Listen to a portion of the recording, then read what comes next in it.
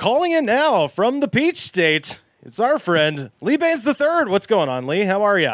Oh, man. Doing great. Good to see your smiling faces. Yeah, man. Yeah, likewise, buddy. Thank you so much for doing this. We thank y'all for having me. We had Mike Cooley on the show yesterday, and he told me that you were the one that kind of got him involved in the whole Strike Fest thing. So I guess I wanted to start off just by kind of talking about what's happening in Brookwood and everything like that, and a little bit about the event that's going on Saturday. Awesome. Yeah, man. It's funny. Like, I guess I'd been aware of the strike. I guess it started in early April, and had talked to a couple friends in North Alabama who are union organizers, and different, I guess, ones with IAM, and the other one I can't remember. But anyway, they also have a pro-union radio show out of Huntsville called the Valley Labor Report.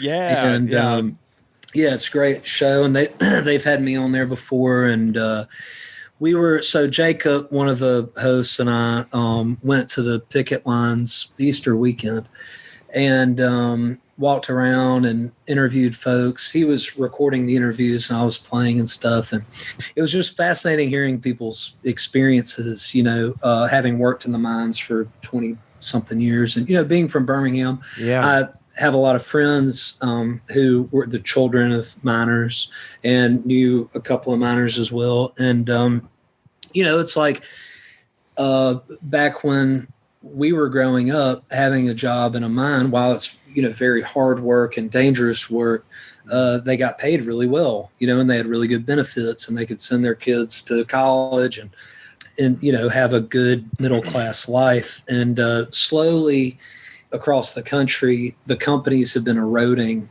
all that. And largely that's because in a lot of the country, what had been union mines are no longer unionized. So Alabama really has the best coal mining jobs, certainly in the South, better than the ones in Appalachia and West Virginia and Kentucky and stuff, because they are still union mines in Alabama. But this one company in particular, when they took over from the last company that owned these mines, Jim Walters, they just started screwing people over. And because, the economy was in kind of dire straits, the miners took concessions in their contract with the new company, with understanding that once the company started doing better, and got on their feet, they'd be able to negotiate a better contract.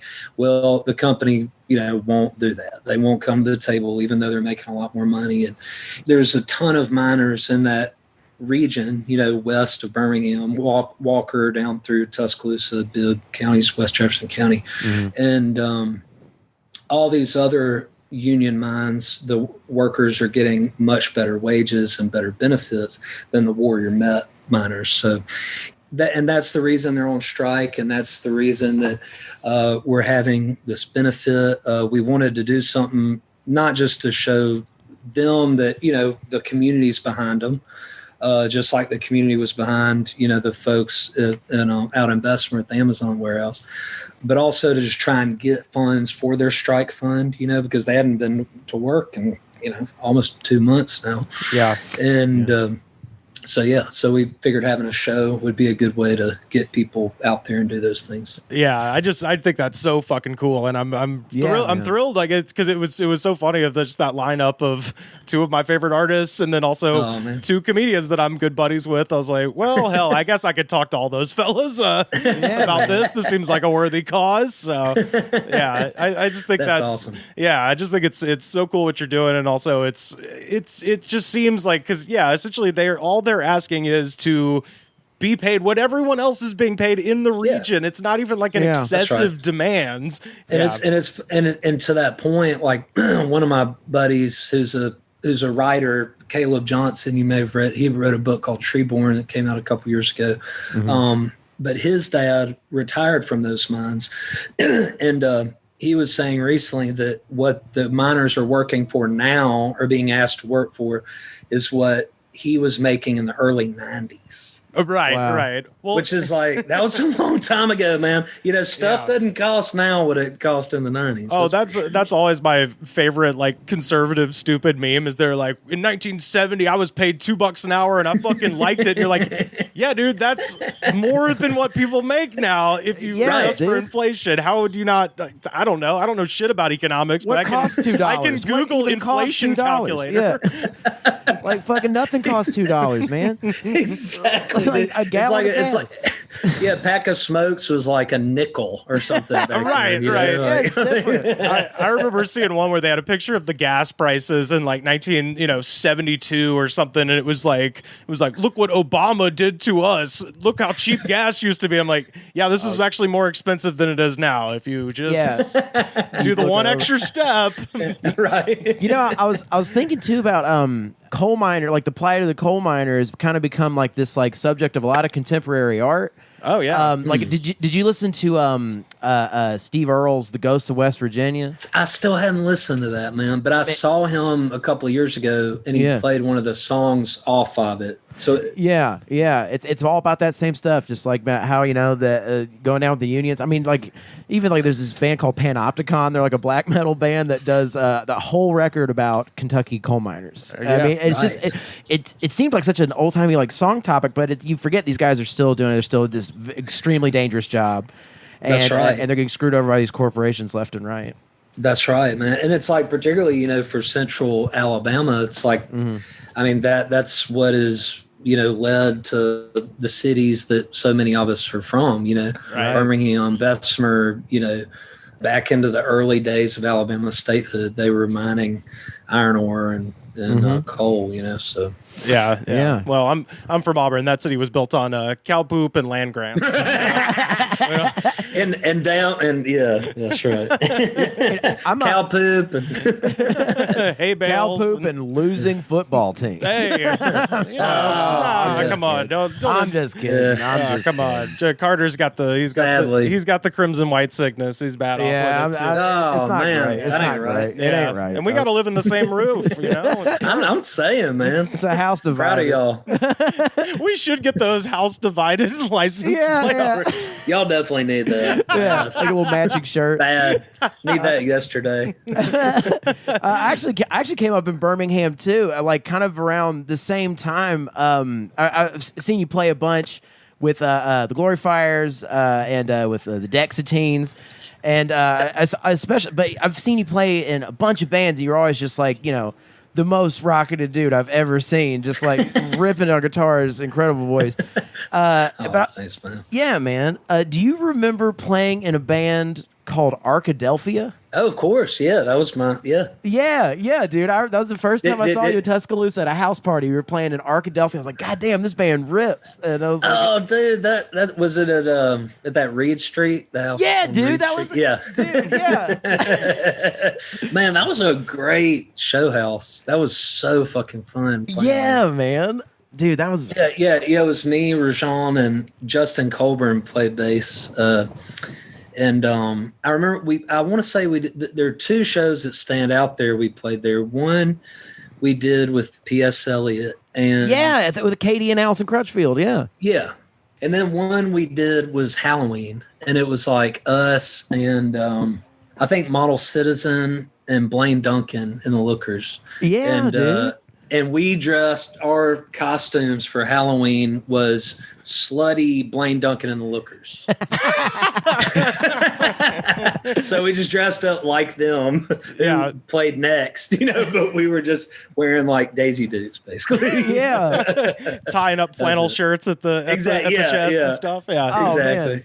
Those shows, that and the show you played with the Dexateens at Egan's came to like define my like concert going experiences in Tuscaloosa. I went there, man. That's awesome. Those were great days, man. Pre tornado, you know. Yeah, it was pre tornado. That's right. It was like in pre 2011. That's right, man.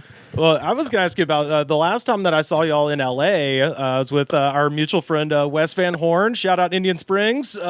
And Wes. Yeah, that's right, dude. But I had the shock of my life when I got there, and you brought out Swamp Dogg.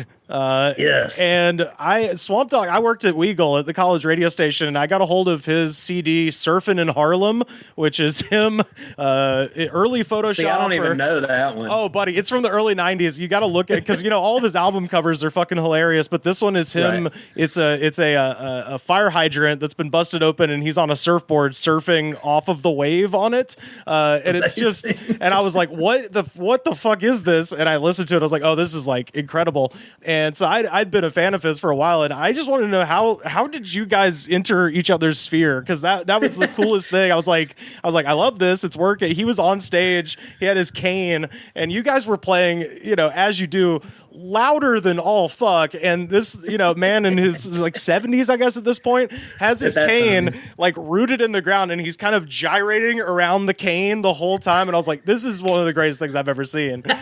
Like, how did y'all hook up with Swamp Dogg? And for people listening, if you don't know, go listen to Total Destruction of Your Mind and prepare to just stand in awe. Yes, man. Those like he has like that run of 3 records. That's Total Destruction of Your Mind, Rat On, R-A-T-O-N, and then Gaga Maggot. Yeah, Gaga Maggot. Yeah. Man, that's like, you can't fuck with that 3 record run, man. It just doesn't get better than that. Well, you can't fuck with that run, but also he's the only man who's ever covered John Prine correctly. I like his version of Sam Stone, and Johnny Cash covered John Prine, and even he couldn't get the emotion out of me that version of Sam Stone does. It's incredible.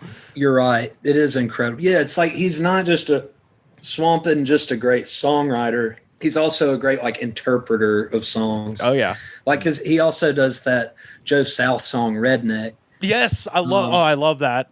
Incredible. And he does it better than Joe South. Like it's the best version you ever hear of it. Hey, Redneck. Yeah. So good. But first time, I'd never heard of him until, I want to say it was probably like 2008, something like that.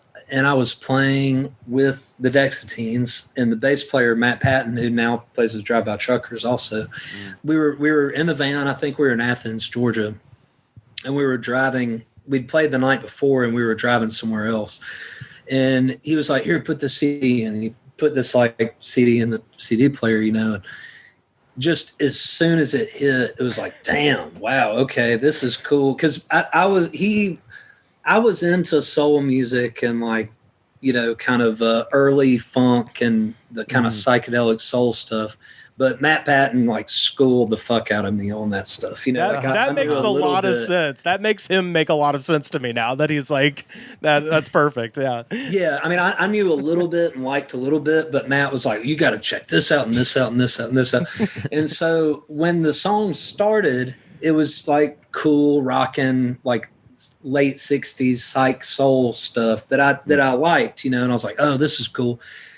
And then the words came in, and I expected it to be, kind of about the stuff a lot of that stuff is about, Right. Yeah. And but the lyrics come in and it's like total destruction to your mind. Total destruction to your mind. Yeah. Total destruction to your mind. Yeah. I was like, what the fuck is this? I was like, God. Oh. Yeah. And the song starts with him going, sitting on a cornflake, riding on a roller skate. Better not hesitate. That's right. Like you're just like, okay, yes. I'm in. Whatever this is, I'm in. Dude, that rules. Yeah, exactly. I'm going down this wormhole with this guy wherever he takes me. And it's the Muscle Shoals, like the Swampers did that record with him. It was is that right? It was recorded in Muscle Shoals, yeah. Wow. And because he had just come off of doing, he wrote a bunch of songs with Gary U.S. Bonds, and he wrote "She's All I Got" by Johnny Paycheck, which is kind of it's almost the male answer to Jolene in a little way. You're just like, this is the most pathetic narrator I've ever heard in a song. But it's amazing.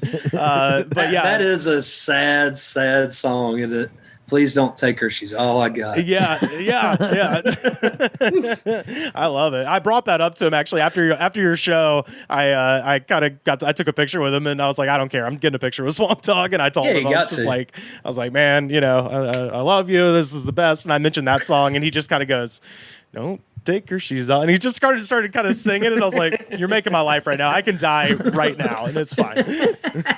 That's awesome. Well, we wound up, years later, Glory Fires wound up with a chance to do a 7-inch with Jim Diamond, who's a producer in Detroit, because we were passing through on tour when we were on Alive Records.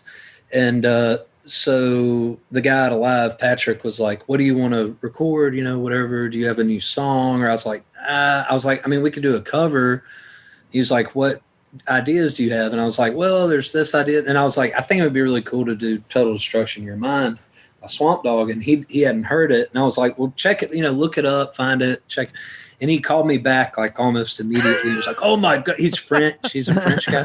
And he was like, oh my God, this is the greatest fucking song I've ever heard. Who is this guy, Swamp Dogg? You must record the song. And so we did it. So we cut a cover of it. Yeah. And he was so stoked about it. And he wanted to get, he had to get in touch with Swamp Dogg to make sure we could release it, to clear it, and work and make sure he got the royalties and stuff. And so he was talking to him, and he was just like, Swamp Dogg is the coolest guy in the world.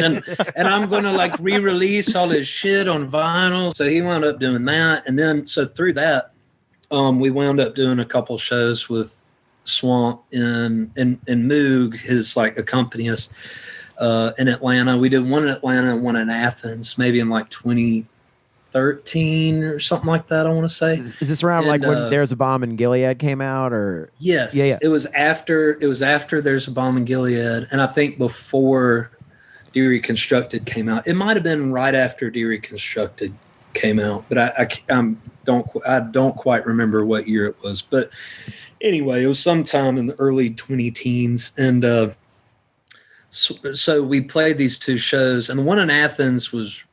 Anyway, it was just incredible to hang out with him, because I've listened to his records so much, and he's one of the funniest, wittiest. Y'all should have him on the show. I was going to say, pass his number along. If he'll take us, yeah. I mean, he's one of the just most clever people I've ever met, and we just had an awesome time. And Matt Patton played bass on these shows because he's, I knew, because me and him had always talked about, dude, what if we could play with Swamp? Oh, I'm sure he was losing it. Yeah, he was losing it. And we were just looking at each other to show, this is the best show we've ever played in our lives. It's it was just so fun. And he's so great. He's just so great. And yeah, that rules. The best thing about that show is we played Total Destruction in Your Mind.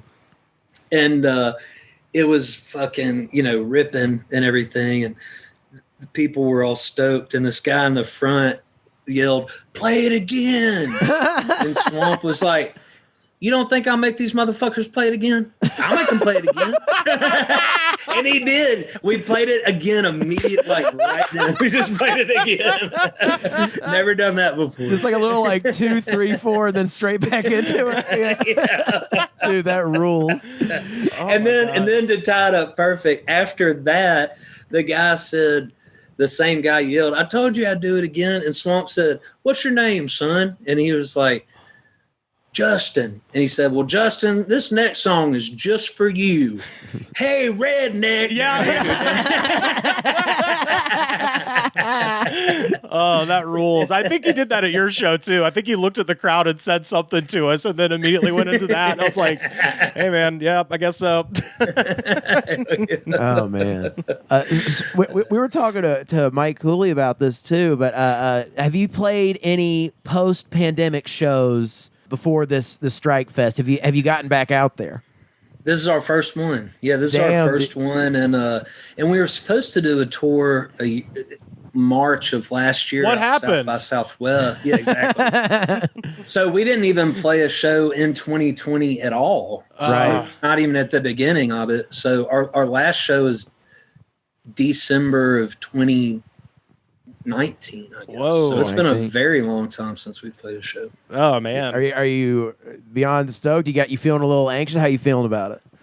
I'm feeling out of shape as fuck. Is really yeah. So I'm just like, am I going to be able to play a whole set in the late May Alabama sunshine. Yeah. I don't know, man. It might not go great. Well, I might wind up passing out. Dude, I maybe him, Carter Wilson from Birmingham. Of course, yeah, man. He's real. He's like one of my best friends, and he was saying, he's like, dude, is like Lee Bains of the Glory, and I can attest. I've seen y'all play too. It's like, man, that's one of the best shows you'll ever see. So it's a high thing to put up.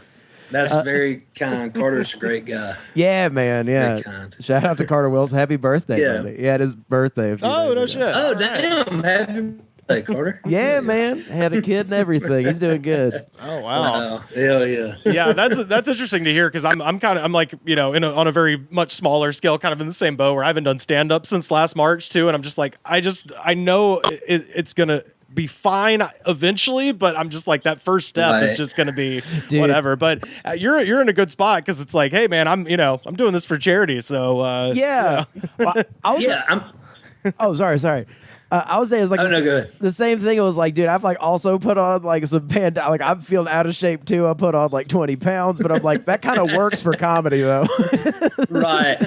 Yeah. I don't know if it's going to work for me, like trying to, play for an hour of fast-paced songs, but we'll see. I've been like building decks and shit, so I guess if I can build decks, I can probably play a rock and roll set. Oh man, you got it. I know you got it. Yeah, absolutely. But yeah, I've definitely put on the.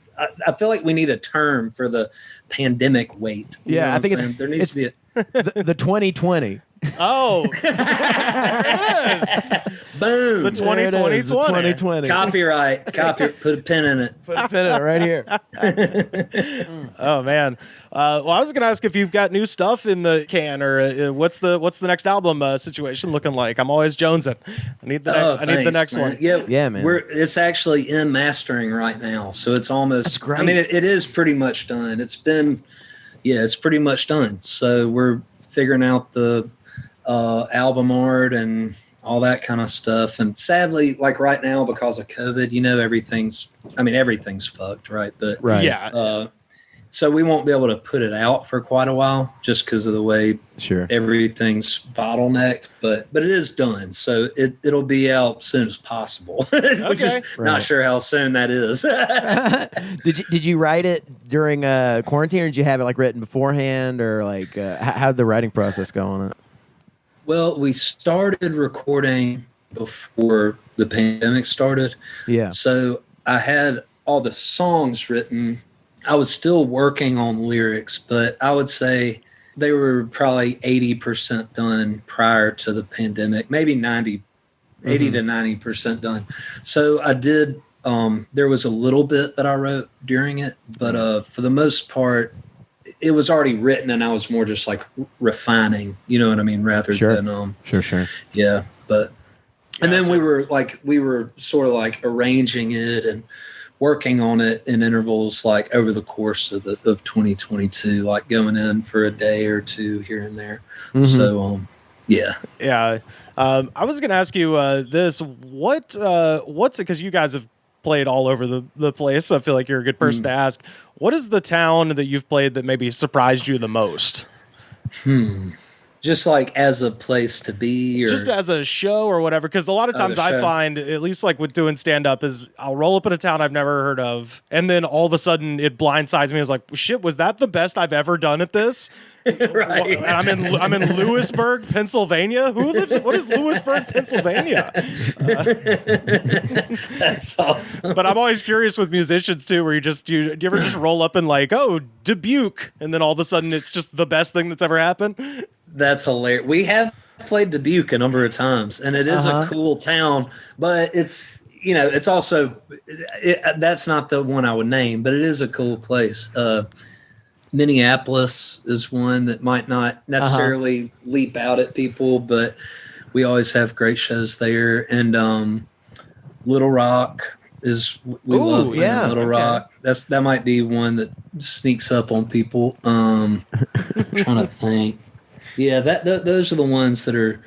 But as far as just towns, like if it weren't for touring in a band, I'd never been to Dubuque, Iowa. You know what I mean? I wouldn't have had a reason to go to Dubuque, Iowa. But man, it's a cool town, and there's a lot of cool people, and it's it's really pretty. And so it's like, that's something cool about touring is you wind up places you wouldn't have necessarily picked out to go. Right. But they wind up being like cool as shit. Yeah. Cincinnati's another town like that. Like we always have good shows in Cincinnati, and it's a cool city, Yeah. It's really cool. So yeah, well, I was going to bring up you and I worked together at the Waverly Boogie. Speaking of my favorite look on any musician's face is when they walk out on stage in Waverly, Alabama, population 92, and then all of a sudden they're like, holy shit, and there's 3,000 people there, and they're going ape shit, and they're like, they're kind of taken aback a little bit. It's one of my favorite things. Oh man, Waverly, God, yeah, man, there's no place like it. There's no place like Standard Deluxe. Yeah, I'll be there for the fall boogie, so hopefully. I will too. Yeah, it's strange to all this stuff's coming back into view. I mean, like it's such an adjustment mentally, but I think it's like you to get through the pandemic, you had to not.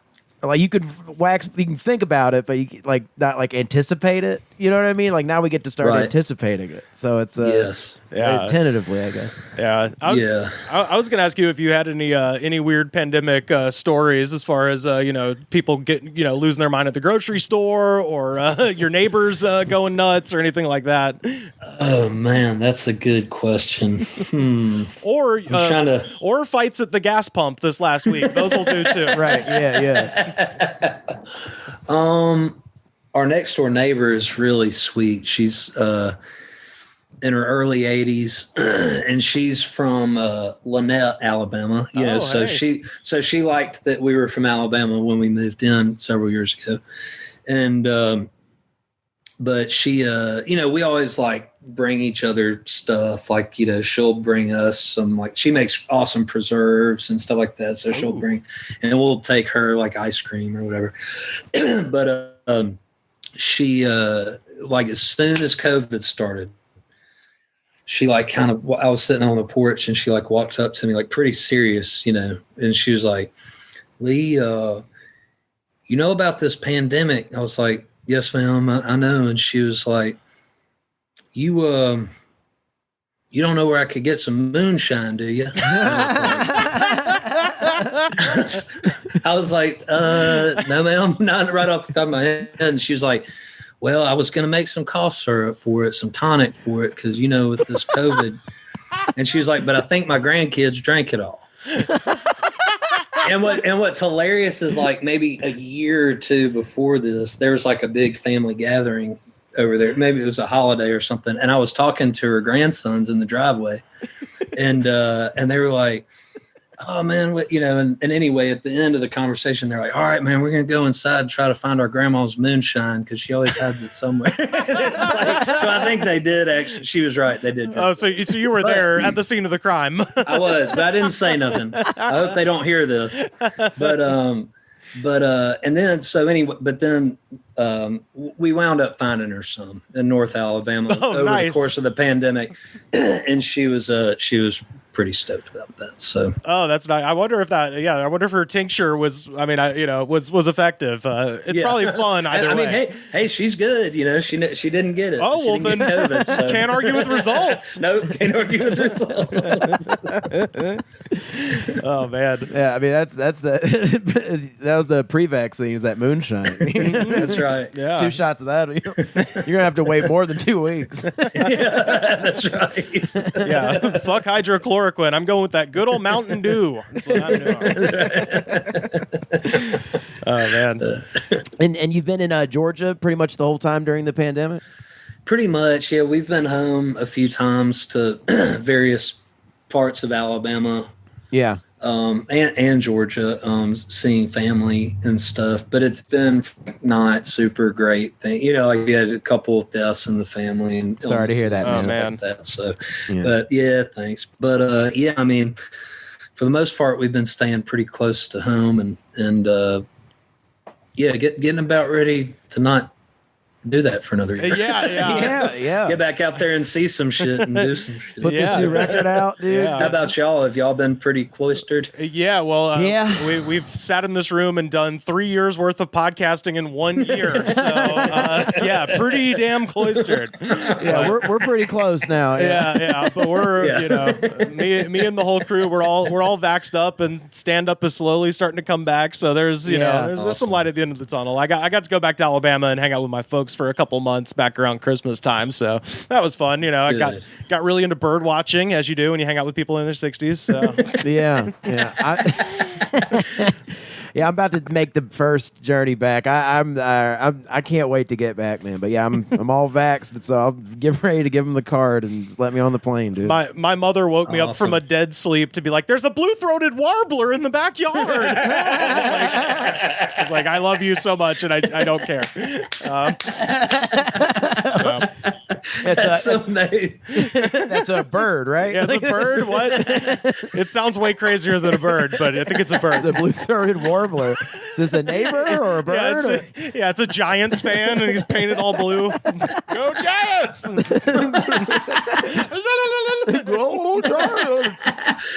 Rivers, you gotta see this.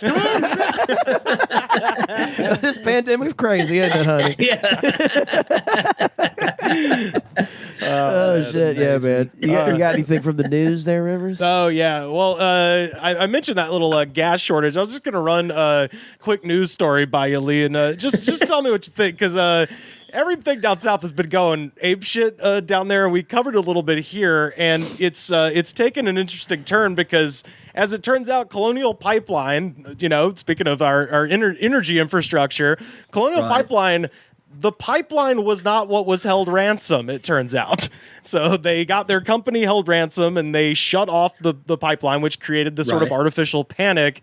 It turns out that the hackers, who are called Darkside, they were holding their payroll. I saw them at Zydeco's one time. Yeah. They opened for what was that metal band? So you went metal. I was going to say that. I think they used to open for North Mississippi All Stars or something. It works either way. They cover all their bases. Oh fuck! But there's one thing. Oh, never mind. I'll think of it later. But it turns out that Darkside was not holding the pipeline itself hostage. They were holding their payment system. Oh my god! So this whole thing was created because they were like, oh well, maybe this gas station on Route 92 might get 10 drops of oil for free, so we got to shut the whole thing down. Shut the whole thing down. Yeah. But golly, man, that sounds about right. You're like everything about this. Fucking right. Everything about the situation as I was reading about it today was so perfect, because that happened, and then also, they paid the ransom. It turns out they paid $5 million to this group, the Dark Side, and then today they opened for Capsize. That's who I was thinking of. Capsize. I was thinking maybe Catch Fire. Dude. One time I saw Torch at Cave 9, and I thought that they were Catch Fire, and I was like, damn, Catch Fire rules. But Catch Fire also rules. But I was like, I thought that Torch was Catch Fire. Was Torch the one where they had to play 2 shows? I think Cave 9. Yeah. I think they played 2 shows. What, like Hank the Third? What do you mean they played 2 shows? Well, was that the show that David Kelly infamously booked? I believe David Kelly booked that show. Yeah, and he guaranteed them an amount of money that was literally impossible to make. Playing Cave 9. He was like, oh yeah, man, I can get you like $3,000 or $5,000 or something. And they were like, okay, cool. Like, we'll be there. And it's like, if you crammed every motherfucker into Cave 9 possible and charged them however much they were being charged, you were only going to get half of that money. Yeah, soaking wet, you can fit in like what, 200 people? Maybe. Yeah. I mean, that would have been. So David literally convinced them to just play 2 shows. So they played one sold out show while everybody else waited outside. Yeah. Oh, okay. Is that the one you're talking about, Carter? I think it is Torch that happened. I remember when that happened though, because David, I mean, he was like running around and sweating and shit. And he had Why? Because he lied to a bunch of touring musicians. I mean, if it was Torch, they came back like 8 million times afterwards too. But I mean, I love that band. But yeah, I remember thinking, I was like, holy shit. Oh my god, dude. But I was going to say the interesting development with the ransom people, Dark Side, is that they had their accounts drained today, and they don't know who did it. Oh, wait, Dark Side had its account drained? The guys who ransomed the system, they had their crypto, they did it in crypto, and they put it in an account, and then this morning they're like, hey, we have to go out of business because now we can't pay our people to hack. Because our money's gone. so like the chief financial officer of the hacker group was like, sorry guys, we gotta break it to the shareholders. Our hacker group is literally they released the board meeting for our hacker group. They released an official statement on a cybercrime forum, and that's not a cybercrime prevention forum. They're pro. Cybercrime. Man, they don't make hackers like they used to. Right. You know, it's not like the 90s. These are some like corporate ass hackers, man. Give me my Keanu Reeves. Give me my Sandra Bullock from the net. It's like y'all need to be living in an abandoned zoo in some remote part of Russia. You know what I mean? Right. Like tinfoil hats. Like these motherfuckers have like 9 Inch Nails just like blasting. Yeah. Like what is this shit? You're like, you got a fucking CEO of the hackers? Give me a break. Yeah, it's like you're thinking like Strange Days with Ray Fiennes, but it's like this is just like it's like a bunch of dudes with like, you know, they have a logo emblazoned on like a water bottle. It's like this is just some motherfuckers. They got golf shirts with like Dark Side printed on. Yeah, it's just like a bunch of skulls and shit on the chest. Like, dude, this is just a startup. This is just a startup.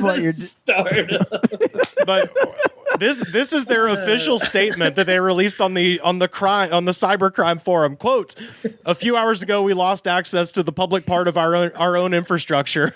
Also, a few hours after this, all of our funds were withdrawn from the payment server and into an unknown address. So, oops. So it's the hackers in the abandoned zoo that have hacked into these hackers. 100%. These are like these new hackers are hacks. You know what I mean? And they got hacked by the old hackers. There's a lot of hacking going on in here. Yeah. Dark Side is Facebook, and these hackers are Mike Lindell's Frank. You know, they're just nipping at the heels. You know, they're gonna get them one of these days. They do essentially the same thing, but they're not quite as big time. Oh man.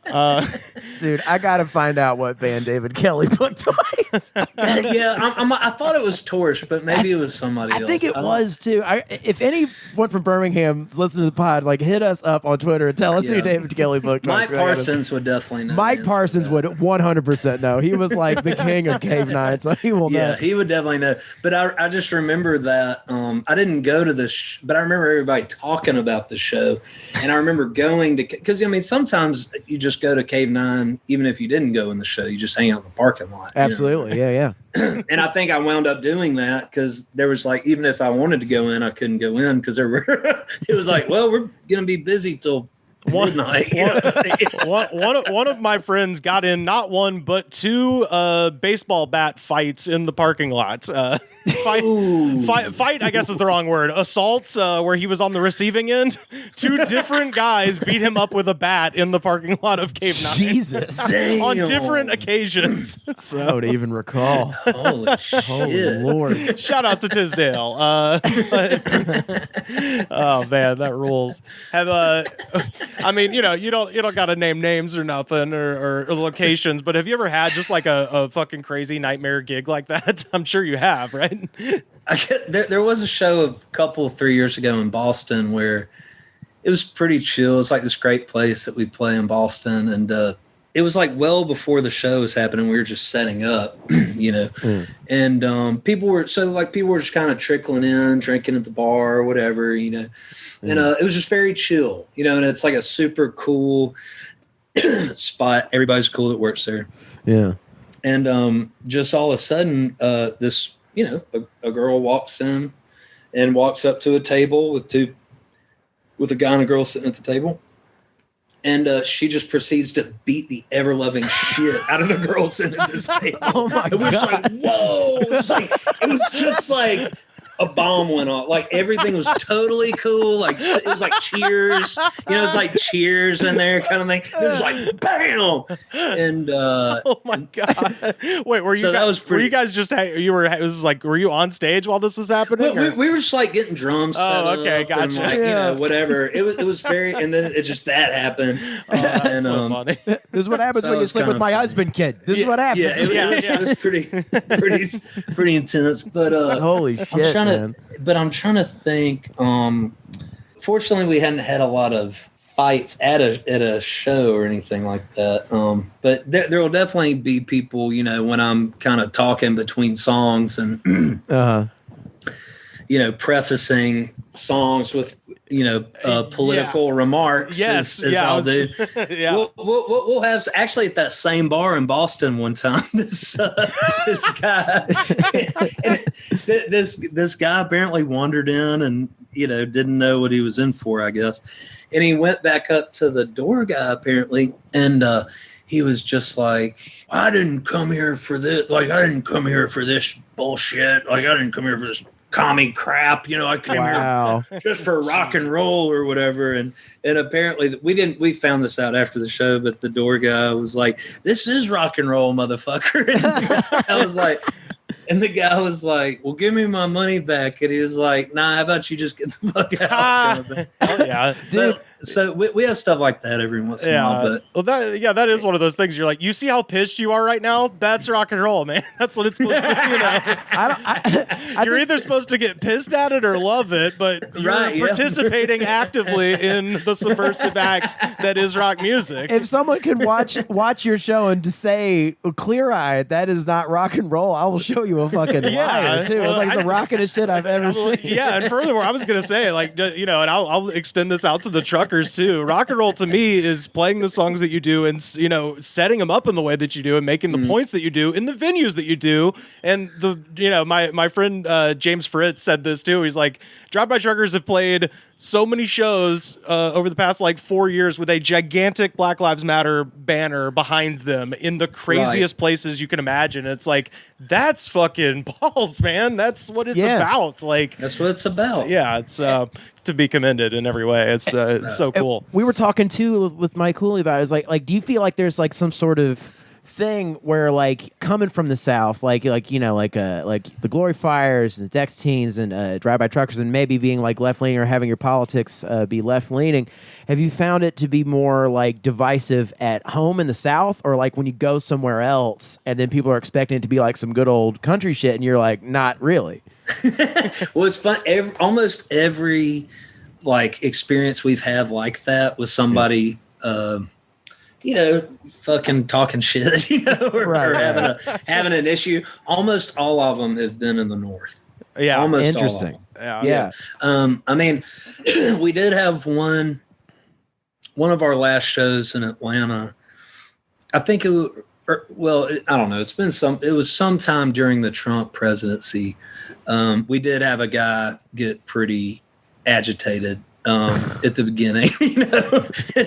Was he just yelling? It didn't take long. Yeah, but I mean, the great thing about being a loud ass band is I can't hear what the fuck he's saying. Right. Crank up that SG. Fuck you, buddy. But he did walk up in front of the microphone, just flipping us off. That's it. I've done that to bands I like.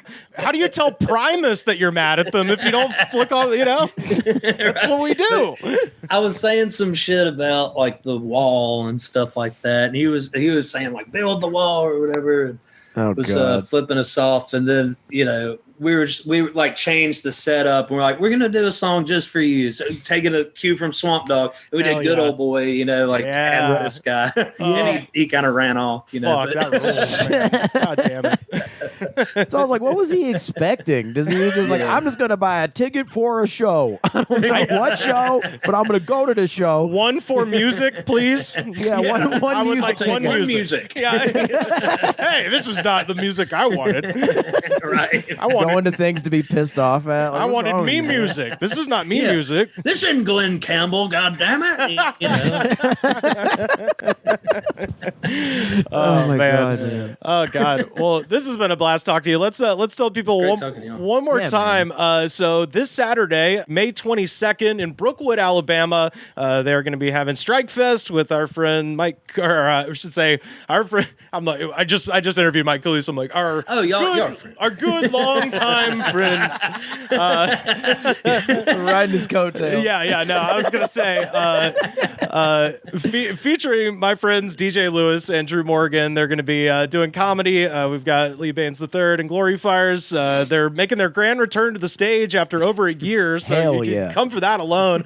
And you got Mike Cooley doing a solo set. It's gonna be an amazing time, and it's for a great cause. And if you can't make it to the actual show, you can go to youtube.com/The Valley Labor Report, and you can donate there because these folks are, they just want a fair shake, and they deserve. If you got a free buck, you could throw it their way. They would really appreciate it. So, And it'll be streaming on there too on YouTube. yeah, People that's wanna tune in. That's what I mean. Yeah, because I think they're streaming it, and then they're going to have like information on the screen of how to donate and everything. Oh, So, tight, right. Yeah. So, Awesome. well, cool, man. Well, Lee, thank you so much for doing this. Let's talk again soon, man. This was Love so to. fun. Yeah, Would man. love to, man. Great talking to y'all and seeing y'all, and hopefully we can do it in person. I was here gonna say, for a while. dude. Yeah, man. Next time you're in LA, yeah, we can do it here. Well, I'll bring the energy drinks and I'll have a big jug of water for you too. Awesome. Oh man. We should probably be bringing y'all water in LA, I guess. That's true. Yeah, we do have to truck it in here. Yeah. Oh, Fantastic. shit, man. Well, All right. it was great talking to you, man. Yeah, man. Hey, can't wait to hear the new record, man. It was a pleasure. Seriously. Yeah. Thanks, Carter. All right. Thanks, Rivers. See you later, bud. Y'all take care. War Eagle. War Eagle. Yeah, we're See you. See you, bud. Bye.